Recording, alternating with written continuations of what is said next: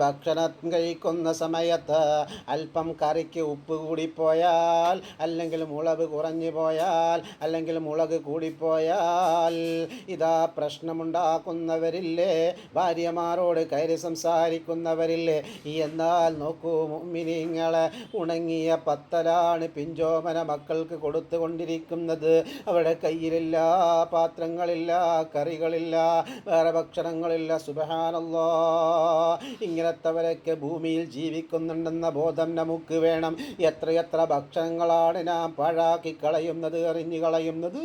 എന്നാൽ റബ്ബ് സുബ്ഹാനഹു വ തആല നമുക്ക് എത്രത്തോളം അനുഗ്രഹം ചെയ്തിരിക്കുന്നത്. ആ റബ്ബിനോട് എത്ര നന്ദി പറഞ്ഞാലും മതിയാവുകയില്ല നാഥാ. ഞങ്ങൾക്ക് നൽകിയതിലും നൽകാൻ ഉദ്ദേശിക്കുന്നതിലും നീ ധാരാളം ബർക്കത്ത് ചൊരിയണേ അല്ലാ. ഞങ്ങൾക്കൊക്കെയും നിന്റെ ത്വഅത്തിലായി ദീർഘായുസ്സ് താ അല്ലാ.